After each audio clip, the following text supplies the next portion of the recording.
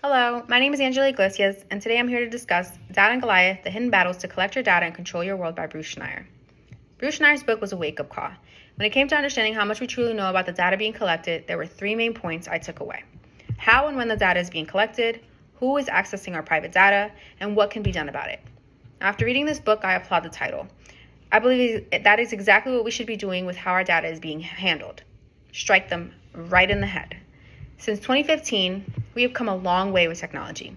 We now have consumer virtual reality, Face ID, self-driving vehicles, and ride-hailing apps, just to name a few. But what we fail to realize is the amount of data that's being collected and what it is being used for.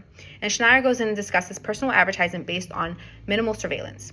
Whereas we discussed this in class, our devices are always listening. And throughout the years, we've grown accustomed to this type of advertising, and some now even expect it.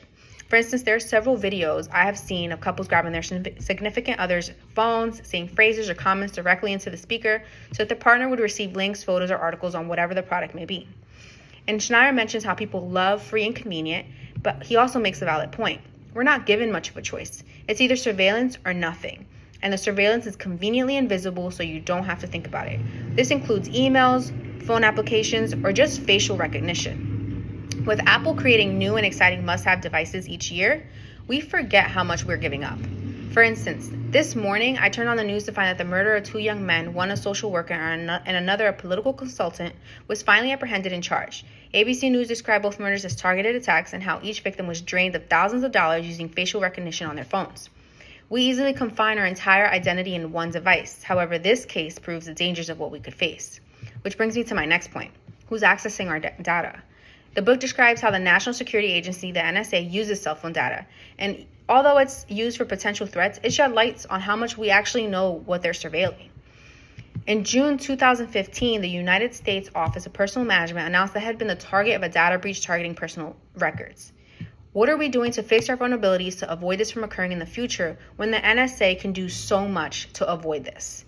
And it just made me realize what exactly is being fixed. One of the problems discussed is the difficulty of separating attacks and defense in cyberspace. If we fix a vulnerability, we run the risk of another country independently discovering it and using it in a cyber weapon against us and our allies.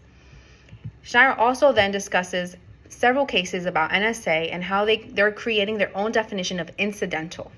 He explains the three different authorities that the NSA uses to justify their surveillance activities and goes into detail to describe each one and how the NSA interprets each to convenience them. Although this book was released in 2015, it doesn't seem like much has changed with the NSA. There's an article by Mark Hosenbaugh from 2019 that speaks about the Agron Hazardrami case, who communicated by email with a non-American overseas and was associated with a terroristic organization. He challenged the charges, questioning whether the information was obtained illegally without a warrant.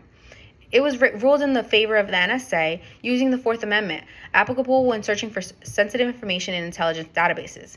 We have yet to see the change of the way they handle our data, but I'm hopeful we're headed down that direction.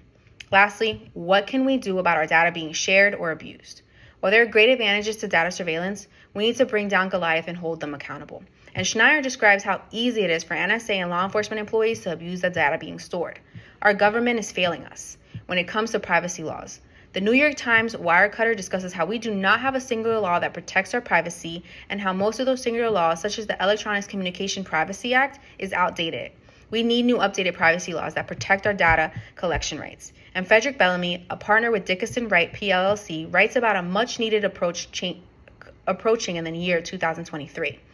New laws will be put into that effect that will protect and prevent against misuse of certain categories of personal information.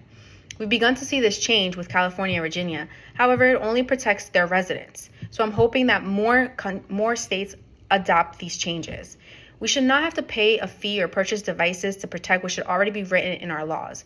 And he gave us hope that there's something that can be done and who needs to be held accountable. But now with artificial intelligence breaking barriers, I wonder what his thoughts would be on this next chapter we are headed into. I, for one, would be picking up a part 2 of his book if he were ever to publish one. But that is my time. I hope that you will pick up the book for your own read. And thank you so much for listening.